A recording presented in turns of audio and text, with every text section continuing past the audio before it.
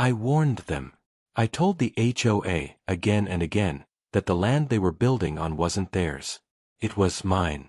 Clearly marked, legally documented, and protected by a contract they claimed didn't exist. But they ignored every message, every letter, every meeting request.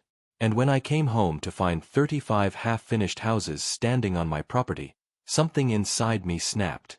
You ever feel so betrayed that your hands start shaking?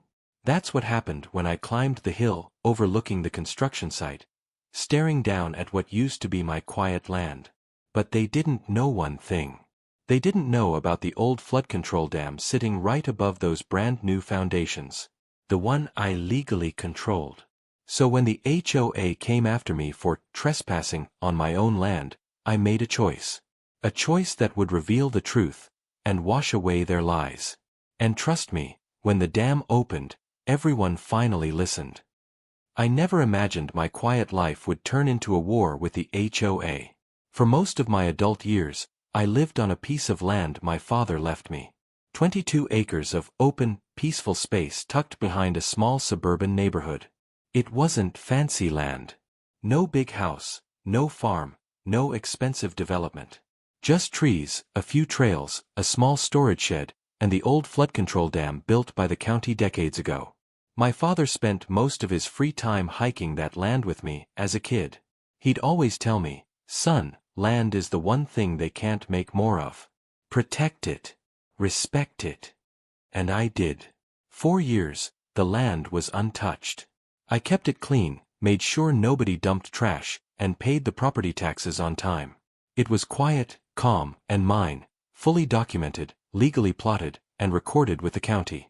The neighbors nearby sometimes walked close to the property line, but they never crossed it. Everything stayed peaceful, until the day the new HOA president took over. Her name was Linda Davenport, and she was the sort of person who believed that every stretch of dirt needed to be controlled by an HOA rulebook. She ran the neighborhood like a strict school principal, but the kind who smiled while handing out detention slips. She believed in perfection. Perfect lawns. Perfect fences. Perfect behavior. And apparently, perfect expansion. The first time she mailed me a letter, I didn't think much of it. It simply said the HOA was evaluating boundaries for a future community improvement project. I wasn't a member of the HOA. My property sat behind the subdivision, so I tossed the letter in a drawer. Then I got a second letter. Then a third. Then 2 emails. Then a notice taped to my gate. All of them said the same thing: we need to discuss the extension of the community. Please consider attending a meeting. I ignored them because none of it concerned me. I wasn't in their community. I wasn't paying dues. I had no obligation to them. Why would I show up to a meeting about something I had nothing to do with? But they weren't trying to inform me. They were preparing me.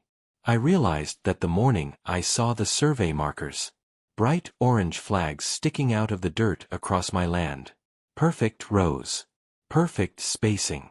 Fresh footprints around them. Measurements had been taken. Lines had been drawn. Someone had been here, and they had plans. I called the county office. I asked if surveyors had been allowed to enter my property. They said none had been issued access. No permits. No authorization. The only people who could have placed those markers were the HOA contractors. That afternoon, I drove straight to the neighborhood office, walked into the little HOA meeting hall, and found Linda sitting with 2 board members. She didn't even pretend to be surprised to see me. "Oh good, you finally showed up," she said, like I was the one causing trouble. I told her she needed to remove the survey flags. She told me they weren't on my land. I told her I knew every inch of the property. She told me I must be mistaken. At first, it was almost absurd, the way she dismissed everything I said with a fake polite smile. But then she slid a folder across the table. Inside were printed plat maps. At first glance, they looked normal, but something felt wrong. The lines didn't match the original layout. The labels were off. My acreage had been adjusted, shrunk by almost 2/3. According to these maps, the HOA-owned land pushed far deeper than it really did. I pulled out the old survey maps my father kept. I placed them next to her copies. You didn't need to be a lawyer or engineer to see the difference. My maps are updated, she said, tapping her finger on her copies. By who? I asked. The board, she replied confidently. The board. Not the county. Not the state. Not a licensed surveyor. Just the HOA board. I walked out of that building with a feeling I had never experienced before. Not anger. Not fear. Something worse, a sinking, twisting certainty that something big was coming. Something planned. Something deliberate. A week later, the machines arrived.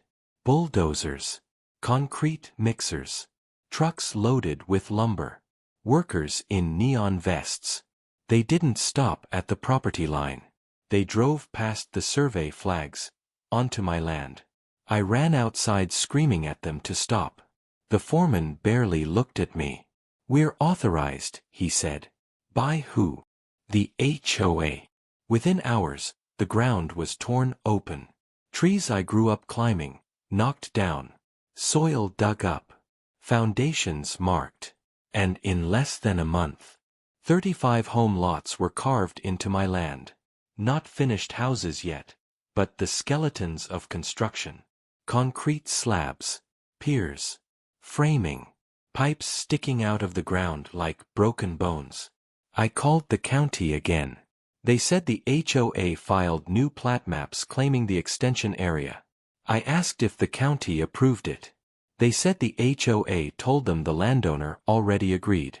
And Linda smiled at me every time I confronted her. You should have attended the meetings, she said. This expansion has been in progress for months. We assumed you supported it. Supported it. They took my land, lied to the county, began construction, and acted like I was the one being unreasonable. I filed complaints. I hired a lawyer. I tried everything. But the HOA had money. They had influence. They had connections in the city council. My lawyer told me the process would take years to resolve. Years, while they kept building. By the time autumn rolled around, the 35 houses were almost complete. Roofs, windows, driveways poured. They even had temporary electrical lines installed. And that's when the HOA committed their biggest mistake. They filed a trespassing report against me on my own land, saying I was interfering with community development. The officer who came out shook his head, said he couldn't arrest me, but he did say the HOA was dead serious about their claim. That night, something inside me hardened. Something cold. Something steady. Because the one thing the HOA didn't know was what sat at the very top of my land. The dam. The old flood control dam my father used to maintain for the county. The one the county officially transferred to me 20 years ago. The one that held back thousands of gallons of water every rainy season. The one I had every legal right to access, operate, and maintain. They built their new homes on soil that needed to stay dry. Soil that was only stable because the dam held back seasonal runoff. A dam the HOA never bothered to research. A dam they didn't even know existed. I remember the night everything finally hit me. I was sitting on the tailgate of my truck, staring at the mountains in the distance, trying to breathe through the weight sitting in my chest. The construction noise had finally stopped for the day. All the workers had gone home. The bulldozers were parked like sleeping monsters at the edge of the dirt. And the unfinished houses stood in rows, silent and ugly, like 35 strangers who had barged into my life without knocking. The part that hurt the most wasn't the steel or the concrete or the wood nailed down into my soil. It was the erasing of my history. Every inch of that land carried memories. I learned to ride my bike along those tree lines.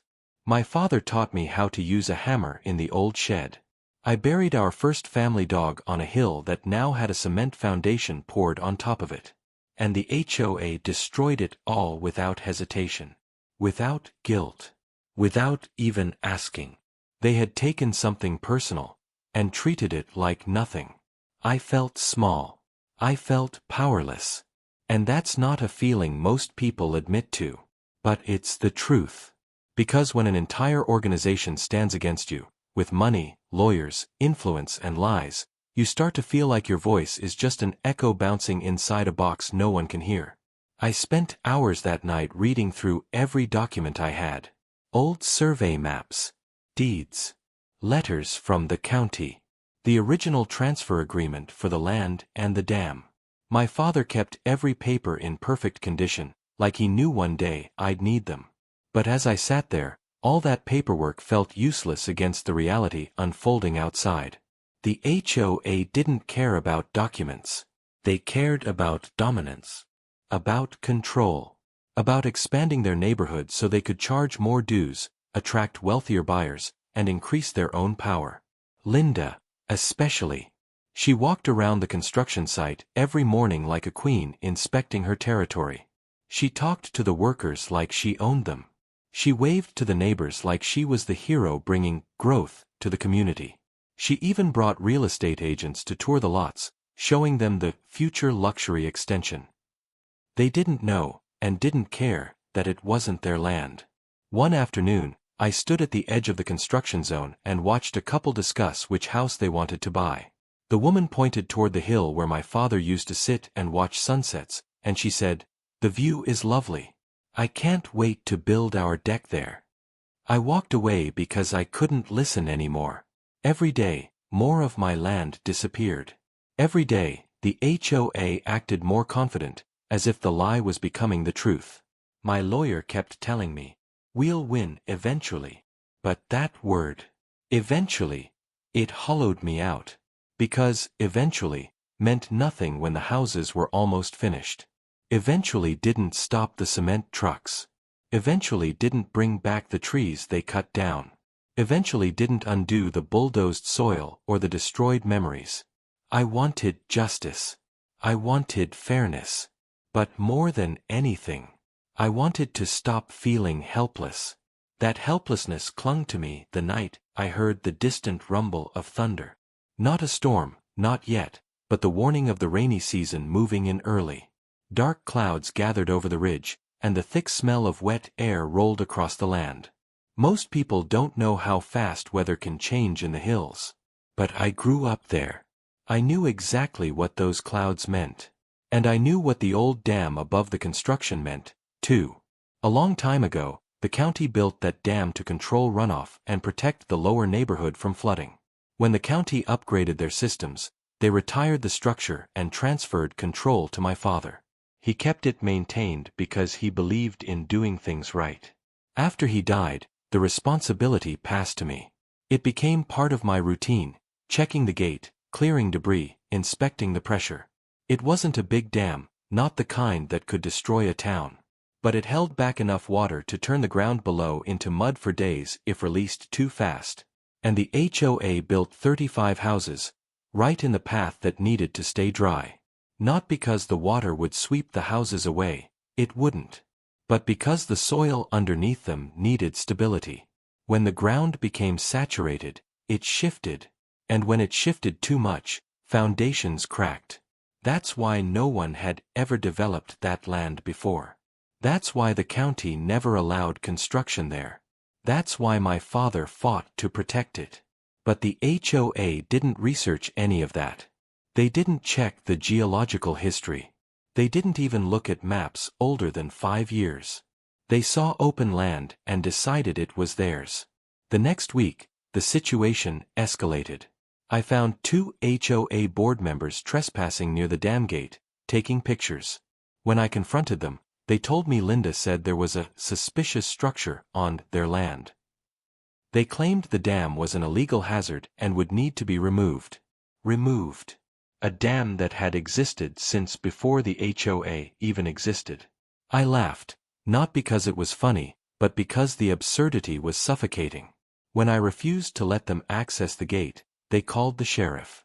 The sheriff arrived, checked my documents, and confirmed I owned the dam. The board members were annoyed, embarrassed, and furious. The next day, I received a certified letter accusing me of restricting HOA resource access. They demanded I cease interference immediately. Interference. On a dam I owned. On land I inherited. Land they were stealing. That's when I cracked. Not in a loud way. Not in a dramatic shouting way. I cracked in silence. The kind of silence buried deep in your chest, the one that follows disappointment so deep it becomes clarity. Because I realized something. The HOA wasn't going to stop. They weren't going to negotiate. They weren't going to listen. They weren't even going to follow the law. They believed the land was theirs because they had already taken it. And they were building houses so fast that by the time the legal system caught up, the courts might actually grant them ownership just to avoid chaos for the new homeowners. That night, I walked up to the dam alone. The wind was cold. The moonlight cut across the water like a silver blade. I stood on that ridge and looked down at the construction site below. 35 homes. All glowing under temporary work lights. All sitting on soil that should have remained untouched. I stared at the dam gate, the heavy steel valve I had opened dozens of times before for inspections and seasonal drainage. It was old, but sturdy. Reliable. And in that moment, I wasn't thinking about revenge. I wasn't thinking about spite. I wasn't thinking about destroying anything. I was thinking about truth. About exposing the lie the HOA built. About forcing everyone, the county, the buyers, the neighbors, the contractors, to see that the land was not theirs to take. Not safe to develop. Not stable to build on. I wasn't planning to flood the houses. I was planning to reveal the truth they chose to ignore. I walked back down with one thought repeating in my mind: they took my land. But they also took my peace. And I was going to take it back. I didn't open the dam right away. People think moments like this happen in a flash of anger or a storm of rage, but that's not how it was for me. I didn't want chaos. I didn't want destruction. I didn't want a war between me and 35 future families who had no idea the HOA had stolen land to build their homes. What I wanted was acknowledgement. Recognition. A simple truth. The land was mine. So instead of pulling the dam gate, I spent the next week trying one last time to fix things the right way. I called the county supervisor. I called the city development officer. I even contacted the local news. Every one of them gave me the same answer: we'll look into it.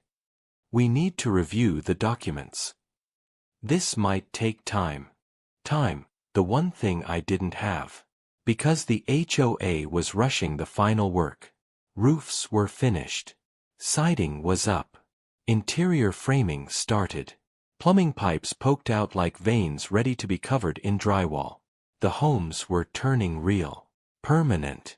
Undeniable. And with every board nailed in place, the lie became heavier on my chest. On the 7th day, something changed. It rained. Not a storm, just a steady, soaking rainfall that lasted almost 6 hours. It wasn't enough to trigger a flood, but it was enough to test the soil. Enough to show the truth the HOA had ignored. The next morning, I walked the property line early, before the workers arrived. And that's when I noticed it. Mud. Not on top, under the foundations. Dark, soft patches where the soil had shifted slightly overnight. Most people wouldn't see it, but I'd lived with that land my whole life. I knew exactly what it meant. The ground was moving. If the rains continued, or if someone released excess water too fast, the soil beneath the houses would swell, shift, and settle unevenly. Cracks would appear in the slabs. Walls would warp. Doors wouldn't close. Floors would slant. This land wasn't meant for heavy construction. Not without deep engineering assessments the HOA never bothered to do.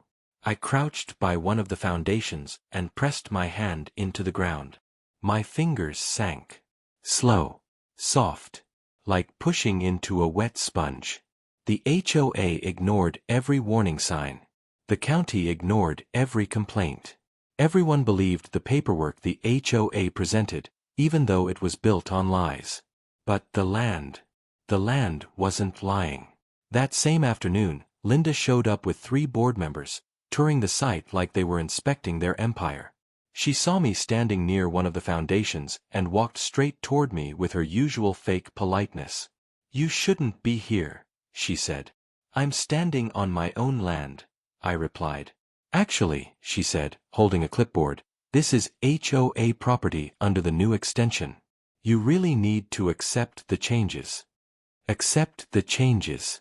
As if land could change ownership through wishful thinking. As if my father's documents, my taxes, my boundaries meant nothing. I told her the soil was shifting due to the rain. She laughed. Not a nervous laugh, a mocking one. "Oh please," she said, "we hired professionals. The ground is perfectly stable." Professionals. They hired the cheapest contractor in the state. Everyone knew it. "Linda," I said calmly, "if you keep building here, those homes will have foundation issues. I'm warning you. Consider this your final notice," she said. "Any more interference and we'll pursue legal consequences." She walked away, heels clicking on unfinished concrete like she owned it. And that was the moment I understood something deep and painful. No one was coming to help me. No one was going to stop them. No one cared. The world doesn't favor the quiet, honest person. It favors whoever yells the loudest, or files the most paperwork. But the land cared. The soil cared. The rain cared. The truth cared. And soon, everyone else would care too. That night, the rain returned. Heavier. Stronger. Beating against the roof of my cabin like 1,000 impatient fists. I put on my coat, grabbed a flashlight, and walked up the ridge toward the dam. The air was cold and sharp, and every step felt like a decision being carved deeper into my mind. When I reached the dam, the water behind it was higher than I'd seen in years. The surface churned under the wind, dark and restless. The pressure gauge needle had climbed into the yellow zone, not dangerous yet, but a warning. The HOA would have ignored the gauge. I didn't. I stood there in the rain, staring at the gate handle. A heavy, rusted steel wheel. Turning it even a little would release a controlled flow. Not a flood, just a surge of water strong enough to soak the land below. A surge strong enough to expose the truth. My hands shook as I reached out, not from fear, but from the weight of what this meant. Because once I turned that wheel, even a little, there would be no going back. But then I saw the lights below. Workers were still at the site.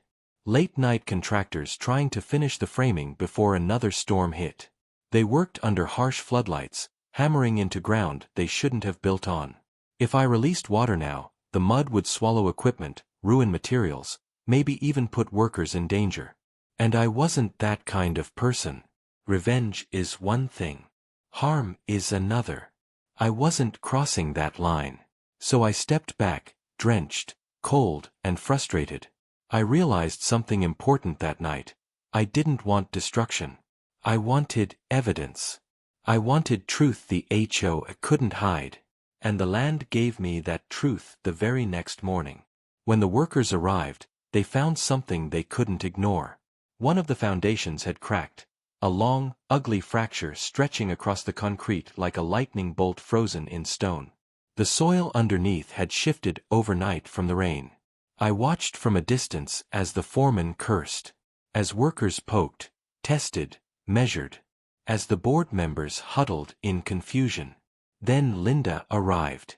She stared at the crack. Her jaw clenched. Her confidence flickered. If only for a second. I walked up slowly, hands in my pockets. "Still think the ground is perfectly stable?" I asked. She didn't respond. Not verbally. Her silence said everything. But even with that crack, even with the evidence right there, she didn't stop the project. Didn't pause it. Didn't admit they built on the wrong land. She doubled down. Within an hour, she was telling workers to patch the slab and continue as scheduled. She didn't care that the ground was dangerous. She didn't care about the truth. She only cared about winning. That was the day something inside me finally hardened. It wasn't anger anymore. It wasn't fear. It was resolve, calm, steady, and unshakable. Because if they wanted to gamble with my land, if they wanted to bet against nature, if they wanted to ignore the signs, then they were going to learn the truth the loud way. The rain kept falling. The dam kept filling. The soil kept shifting. And soon, I would no longer need to convince anyone of anything. The land would speak for me. The night everything changed didn't start with a dramatic storm or lightning or some sudden burst of anger. It started quietly, too quietly. A calm sky, a strange stillness in the air. That kind of silence that feels like the world is holding its breath. The rain had stopped the previous evening, but the ground was still soaked. Every part of the hillside felt heavy under my boots. The soil acted like a sponge that had finally absorbed more water than it could hold. The dam behind me was full, fuller than I had ever seen it outside of flood season. And down below, those 35 houses stood like rows of intruders pretending to be homes. It was around 9:30 p.m. when I walked the ridge. I didn't carry a flashlight this time. I didn't need one. The moon was high, lighting every surface with a cold silver glow. The water behind the dam shimmered under that moonlight, rippling gently but pushing harder and harder against the steel gate. I checked the pressure gauge. The needle was deep in the orange. Too high. Higher than it should ever reach without releasing excess water. In my father's old notebook, he had written one line in messy handwriting: "When the needle reaches orange, release early. Never let nature release for you." Nature was pushing. Hard. I knelt down and opened the inspection cover just enough to look inside. The water was churning, restless, pressing, hungry to move. I could hear the deep rumble of it, that low vibration that shakes your ribcage if you stand too close for too long. Below, the HOA had installed temporary night lights around the half-built homes. Long shadows stretched across the mud. The houses didn't look like homes anymore. They looked like skeletons waiting for something to happen. And something was about to happen. Not because of me. Not because of revenge. But because the dam was reaching its limit. People imagine dams bursting in big explosions of water. That's not how it happens. It starts with subtle tension. Pressure. A tiny whistle of air. A vibration. A groan deep inside the structure. And that night, I felt it. I placed my hand on the steel valve wheel and felt a faint tremor through the metal. The old dam was telling me one thing: if you don't release me, I will release myself. A self-release would be far worse. Uncontrolled. Unpredictable. Potentially dangerous. Releasing it properly wasn't destruction. It was safety. It was what I was legally responsible to do. And it was exactly what the HOA never bothered to understand. I stood there, biting the inside of my cheek, thinking about every event that led to this moment. Them trespassing. Them lying to the county. Them filing false reports. Them building homes on my father's land.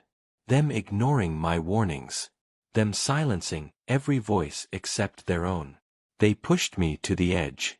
And now nature had followed. I took a slow breath and placed both hands on the steel wheel. Turning the valve wasn't easy. It resisted. It always did. But little by little, the wheel shifted. Metal groaned. The pressure inside the dam hissed like something alive. Then the first surge of water escaped. Not a flood. Not a roar. Just a deep, steady release, like a giant exhaling. Water rushed through the spillway tunnel below. Controlled. Smooth. Strong enough to saturate the land, but not dangerous. Exactly as the dam was designed to do. And when I turned that wheel a little more, the water force doubled, spilling out like a white curtain in the dark. I stepped back and watched it flow. This wasn't revenge. This was truth. Raw, undeniable truth. Down below, the lights from the construction site flickered as the ground began absorbing the water. The earth darkened. The dirt softened. The muddy areas grew wider, spreading like ink across paper. The houses stood tall, but their foundations didn't. I watched from the ridge as the soil beneath them shifted, just slightly at first. A subtle sinking here. A soft tilt there. If you didn't know land like I did, you'd miss it. But I saw everything. One of the wooden frames leaned. A support beam dipped an inch. Another foundation cracked, louder this time, echoing through the night. And nature wasn't done. The rain clouds from earlier in the week had left the ground unstable. The dam release simply revealed what was already reality. The HOA built where they never should have. And now their lies were visible for everyone to see. I didn't walk away. I stayed there for hours. Just watching. Sometimes water is quiet when it destroys. Sometimes destruction isn't loud. Sometimes justice is slow, steady, and inevitable. Around midnight, a set of headlights flashed below. A truck pulled into the construction zone. Then another. Then a third. Workers had shown up. Probably because one of the sensors the contractor installed detected ground movement. Those sensors, they weren't for safety. They were for insurance. To prove everything was stable. Except now they weren't. I watched as the workers walked around with flashlights. I couldn't hear what they said, but I saw their confusion, their panic, their pointing at the fresh cracks spreading through the slabs. Then I saw her. Linda. Arriving in a hurry, in her expensive SUV, wearing a raincoat even though the sky was clear. She stormed across the mud, heels sinking with every step, yelling at the workers, demanding answers, asking why the foundations were damaged. She didn't know I was watching from the ridge. She didn't know the soil didn't lie. She didn't know the dam had spoken louder than I ever could. One of the workers pointed up toward the hill, toward me. Even from a distance, I saw Linda's face twist with anger. She'd finally realized something. I hadn't touched her houses. I hadn't sabotaged anything. I hadn't broken the law. The land itself had rejected her. She stared at the ridge, trying to locate me in the shadows. And I didn't hide. I stepped forward. Let the moonlight hit me. Let her see me standing there. For the first time since this began, she looked afraid. Not scared of me. Scared of what she could no longer control. She yelled something. I couldn't hear it over the rush of water from the spillway. But I could read her body language clearly. She finally understood. She had built her empire on a lie. And now the lie was sinking. The workers started packing equipment, shutting off lights, advising her to halt construction. But she refused. She waved her arms, arguing, denying, insisting everything was fixable. But the ground kept shifting. The cracks kept growing. The truth kept rising. Around 2 a.m., one of the workers threw his hands up, stepped away, and left. Then another. And another. Until almost all of them were gone. Linda stood alone in the mud, staring at the broken foundations. The night was silent again. Except for the steady, controlled roar of the dam release behind me. I turned the wheel slightly back, reducing the flow. The job was done. The truth was out. The land had spoken. And this was only the beginning. That night. Maybe you think I was up celebrating, or replaying the look on the HOA president's face as the water rushed across the illegal developments. But no. I sat on my porch. Lights off. Coffee in hand. Just staring at the dark outline of my land. My ruined, muddy, waterlogged land. Winning isn't always clean. Sometimes victory also feels like loss. I kept thinking about the families who thought they were buying those homes. The workers who had spent months framing those structures. The neighbors who had no idea the HOA board was hiding land theft behind their meetings and fake documents. None of those people deserved the disaster they got pulled into. And yet, it wasn't me who dragged them into it. The HOA did. When the first sunlight hit, I walked toward the site. The water had already started settling into low pockets, forming reflective pools across the property. Mud sucked at my boots with every step, but I kept walking. I wanted to see everything exactly as it was. No sugarcoating, no excuses. Most of the structures were still standing, though badly damaged. Wood had warped. Foundations had cracked. Electrical conduits were exposed like broken bones. It looked like a place where someone had hit pause on a storm mid-destruction. I wasn't alone. Reporters were already there. Drones buzzed overhead. Neighbors gathered in clusters, whispering. And then the sheriff's SUV rolled in, tires crunching over gravel. He stepped out and called my name. No anger. No accusations. Just controlled calm, the kind that comes from a man who already knows more than he's showing. "Mind if we walk?" he asked. I nodded. We walked beside the ruined driveways and scattered lumber. He didn't speak for nearly a full minute. When he finally did, his voice was more tired than angry. "We went through the documents," he said. "Everything you submitted. Deeds, water rights, survey records, the old agreements with the county, and the HOA's filings." I swallowed hard. This was it. The verdict. The land is legally yours. Always has been. Even though I already knew that, hearing it spoken out loud felt like a weight finally slid off my chest. "They forged things," he continued. "They manipulated county filings.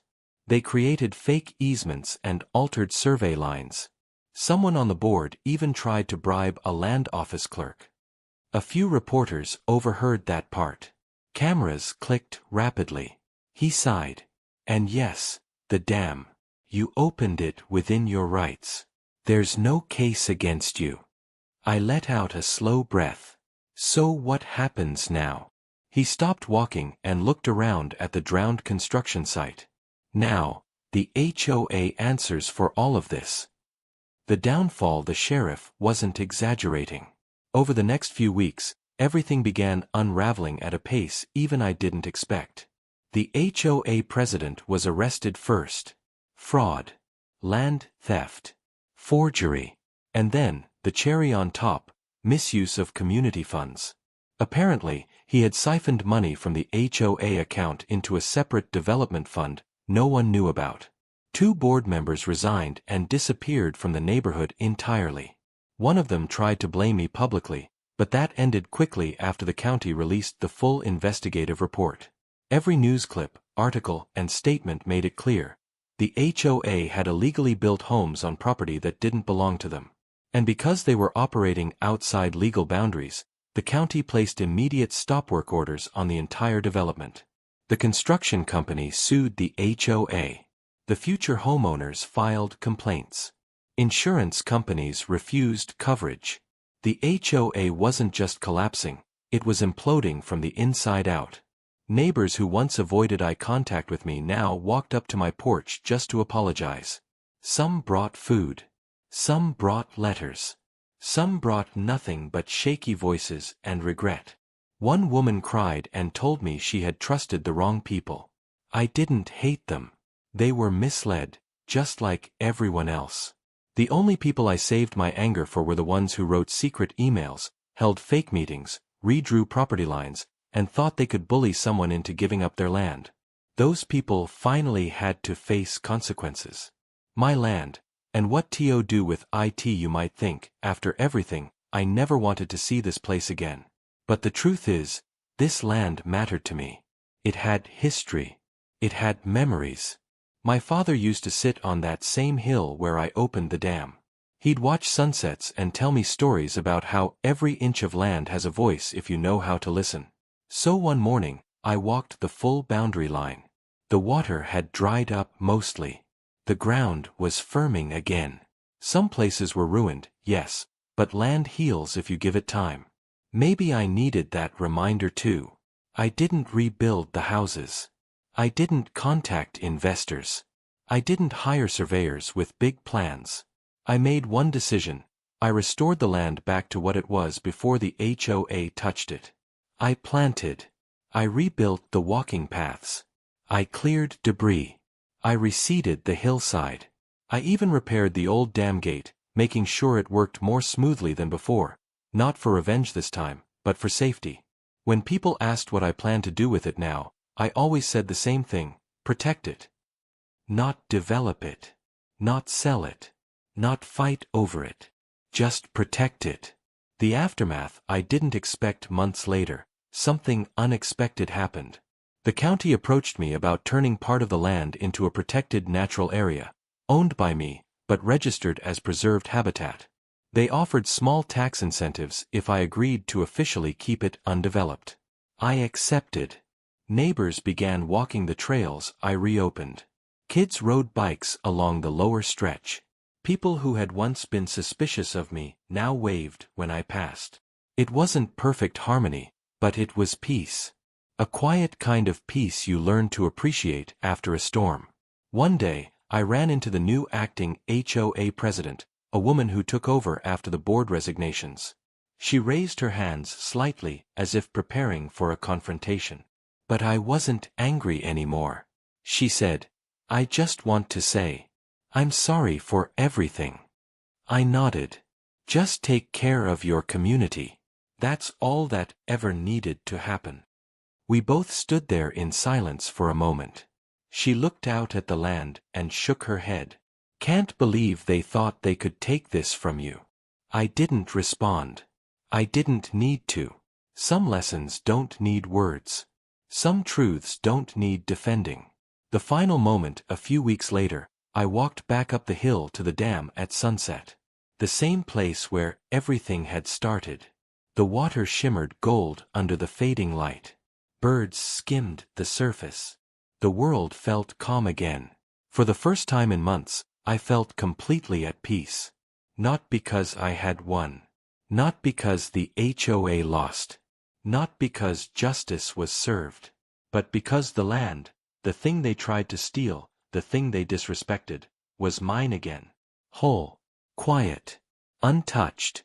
I sat on the edge of the hill, took a deep breath, and whispered into the wind, "It's over. For real this time." And as the last light dipped behind the trees, I realized something.